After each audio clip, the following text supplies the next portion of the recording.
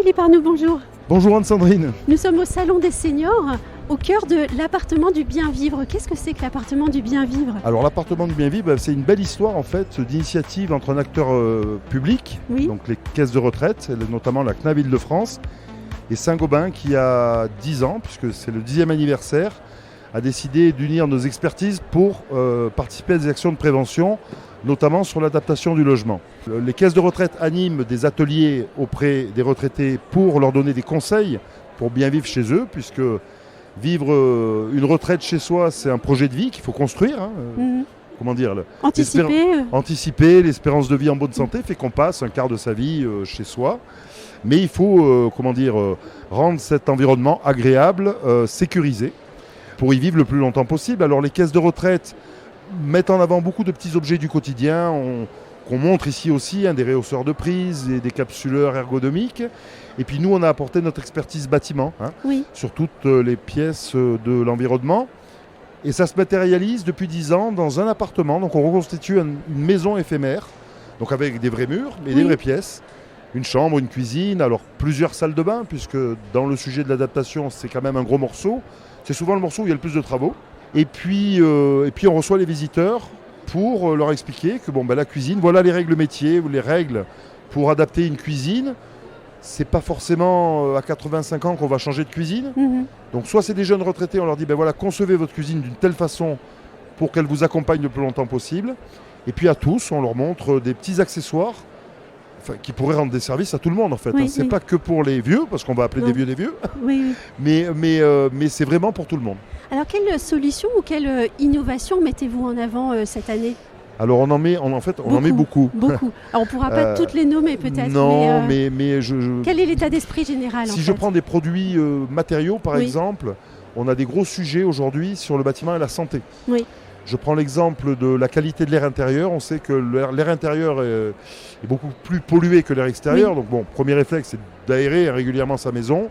Mais on présente par exemple des plaques de plâtre, Activair de chez Placoplâtre de chez nous. Elles existent chez nos concurrents, mais qui permettent d'assainir l'air de 80%. On présente également des purificateurs d'air, dernière génération, qui ont été conçus notamment avec des normes élevées qui peuvent traiter y compris des cas de Covid. Une fenêtre, domotique, donc de Saint-Gobain Vitrage, avec un store intégré qui permet, d'occulter simplement. Je l'appelle un couteau suisse parce qu'elle remplace les volets, elle permet de gérer le contrôle solaire, donc se protéger du chaud, du froid et ainsi de suite.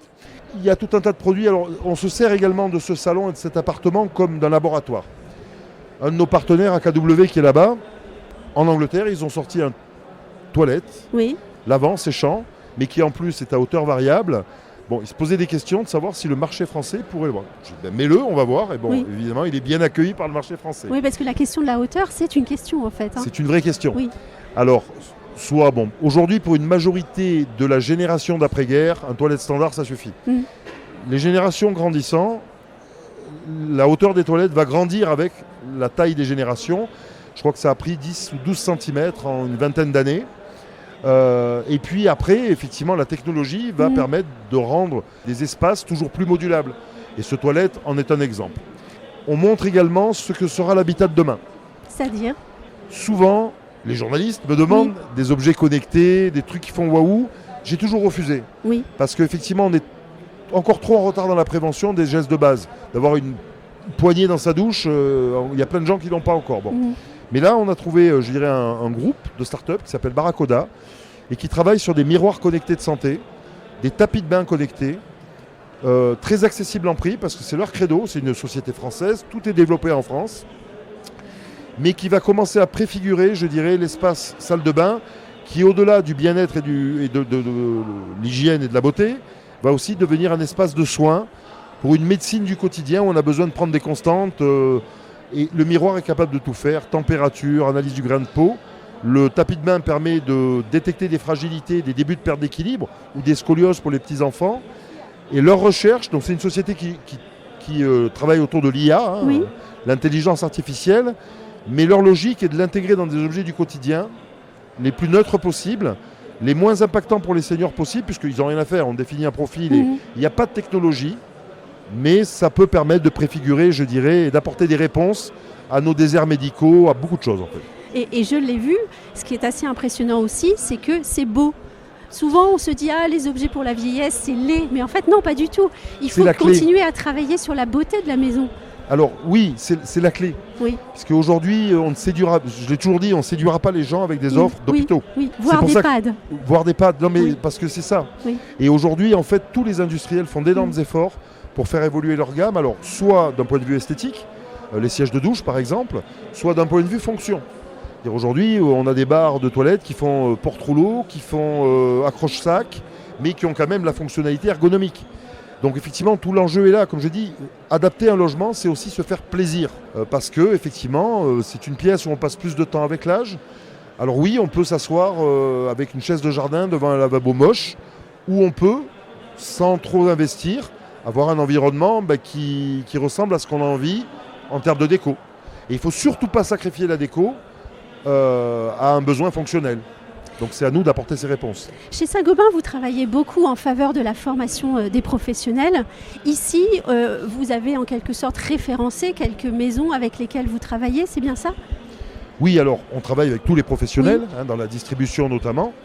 Mais effectivement, sur tous les sujets, on essaye, je dirais, de les accompagner sur des grandes évolutions de marché, transition énergétique et le vieillissement, transition démographique. Donc effectivement, ici, sur cet appartement, on présente des produits, mais on présente également, on est également avec des partenaires, des entreprises qui ont accepté de suivre un label, en l'occurrence Handibat, Silverbat, via les offres de la CAPEB, mais j'ai vu tout à l'heure la FFB qui était présente et qui porte un label qui va s'appeler ProAdapt, donc formation digitale, parce qu'effectivement, l'idée c'est de ne pas faire n'importe quoi avec des gens qui ont des besoins, qui sont souvent perdus et qui ont besoin qu'on les accompagne un peu plus que la moyenne. Oui. Bon. Et donc qui ont besoin d'être rassurés. Donc je sais qu'avec ces entreprises, qu'on connaît très bien, je dirais, il y aura un niveau de qualité et si jamais il n'y était pas, on pourra s'expliquer. Se dire ça ne va pas, il faudra corriger le tir. Mais elles sont capables d'entendre ce message. Oui. Et donc pour les aider, au niveau de la maison Saint-Gobain notamment, donc qui est notre plateforme de mise en relation entre particuliers et professionnels labellisés, on s'impose déjà, nous, ça, c'est qu'on ne met en relation pour l'accessibilité qu'avec des professionnels labellisés, j'en vois passer un. Et donc, on a créé un guide, en fait, alors qu'il n'est pas un outil commercial, mais qu'on a vraiment conçu comme un outil de prévention. Oui, très pédagogique. Exactement, en rappelant des règles métiers, comment on implante une douche. Alors évidemment pour une personne, mais aussi pour l'aidant qui un jour peut-être interviendra là. Comment, effectivement, traiter la déco d'une douche adaptée avec des panneaux muraux esthétiques et montrer, je dirais, tous les décors possibles à une personne, c'est gommer le côté stigmatisant pour reprendre un côté plaisir. Donc en fait, ce guide est un outil de prévention qui peut servir à la fois à des particuliers, parce que justement on l'a voulu très déco et très simple, vulgarisant, mais au bon sens du terme, des professionnels du bâtiment évidemment, qui vont pouvoir expliquer pourquoi ils disent qu'il faut changer la robinetterie d'endroit, parce que des fois c'est le particulier qui dit oui mais il y a 800 € de plomberie en plus, enlevez-le, mais non. Je dis après à l'artisan, à toi de savoir refuser ou de te battre pour le faire. Et puis je pense aussi aux acteurs de terrain, les centres communaux d'action sociale, toutes les administrations publiques dont le métier n'est pas le bâtiment et qui avaient besoin finalement d'un guide. Alors on n'a pas vocation à remplacer les agences nationales, mais à un moment donné il fallait qu'un acteur prenne le pas et se lance. Donc bon, on l'a fait avec la maison Saint-Gobain et j'ai la chance d'avoir avec moi des expertises passées. mais voilà, on l'a fait en temps record pour l'imprimer pour le Salon des Seniors et il sera téléchargeable en ligne très rapidement. Oui, et j'ai une dernière question puisque vous avez parlé des aidants. Oui. Il y a un enjeu énorme en fait pour une filière qui n'arrive pas à recruter, qui subit de nombreux accidents du travail et pour lesquels le bâtiment peut travailler en fait. C'est capital. Oui. Le lieu de vie des uns et le lieu de travail des autres, ce que je dis toujours, et on appelle ça la qualité de vie au travail. Oui. Et aujourd'hui, alors, c'est sûr que une gestionnaire d'un réseau d'aide professionnelle, son métier, c'est pas le bâtiment. Maintenant, dans les réflexions qu'on peut avoir avec les pouvoirs publics, c'est peut-être, par exemple, le sujet de la rémunération. Moi, je dis qu'il faudrait pouvoir peut-être les rémunérer pour aller faire du repérage. Un petit questionnaire, voilà. Bon. Mais effectivement, peut-être aussi, j'étais avec une responsable de la santé, dire peut-être que équiper chaque aide à domicile d'un amphi de bas de contention leur facilitera la vie. Ce n'est pas toujours des travaux, mais qu'elles baignent dans cette culture. On avait fait l'expérience au niveau local, dans le 15e à Paris, en recevant et en formant une vingtaine d'aides à domicile. Elles étaient heureuses parce que la formation était un bien grand mot, mais elles ont découvert beaucoup de choses. Elles disaient, tiens, un ouvre-bouteille ergonomique, c'est bien parce que si Madame Dupont l'avait, ça m'évitait d'oublier de l'ouvrir sa bouteille le soir parce qu'elle n'a plus de force dans les mains. C'est des micro-sujets comme ça, mais on ne peut pas savoir les conséquences que ça peut avoir derrière. Et puis effectivement, si elle souffre parce que dans un logement, il y a toujours une baignoire et que tous les jours, elle porte la personne et ainsi de suite, qu'elle puisse s'adresser à quelqu'un pour dire, voilà, il faudrait faire des travaux. Et orienter. On ne va pas lui demander d'expliquer les aides et ainsi de suite, mais à un moment donné, voilà. Donc, comme je dis, elles sont les yeux, les oreilles, les confidentes des gens dont elles s'occupent. Et elles ne sont pas assez valorisées pour ça. En fait, c'est vraiment des rouages sociaux invisibles. Et il faut absolument qu'on arrive à la fois à les valoriser avec une partie de leur mission qui peut évoluer, et puis prendre en compte ce qu'elles disent. Ça ne reste pas lettre morte. On avait proposé à une époque d'ailleurs une main courante normalisée où dès qu'elle remarquait des choses, c'était inscrit et ça remontait. Bon voilà, au moins c'était voilà. Bon, il y a beaucoup de choses à faire encore. Une chose que je vois cette année, c'est qu'on a beaucoup plus de gens qui viennent avec la notion d'anticipation. Oui. C'est la bonne nouvelle après 10 ans de travail, que les messages de prévention commencent à passer et qu'on commence enfin à regarder le vieillissement de la France avec un regard plus préventif que curatif. Et puis aussi, c'est peut-être notre rapport à la vieillesse qu'il faut changer et qu'on est en train d'essayer de changer grâce à vous. Serge Guérin, mon ami qui est dans les parages, dit vieillir est une chance. Oui. Aujourd'hui, la vie nous offre 20 ans de plus. On va passer le débat des retraites et des conditions de vie pénibles. Sur certains, non, je sais, mais ceci, oui, bien sûr, on vit plus longtemps à la retraite. Oui. Alors peut-être qu'il faut changer carrément tout le système, et c'est pas juste une réforme, c'est vraiment de logiciel. Oui. Parce qu'aujourd'hui, on le redit, mais les retraités, c'est 4% de PIB. Sans eux, le tissu associatif s'effondre, le lien social s'effondre. On parle de silver economy. Exactement.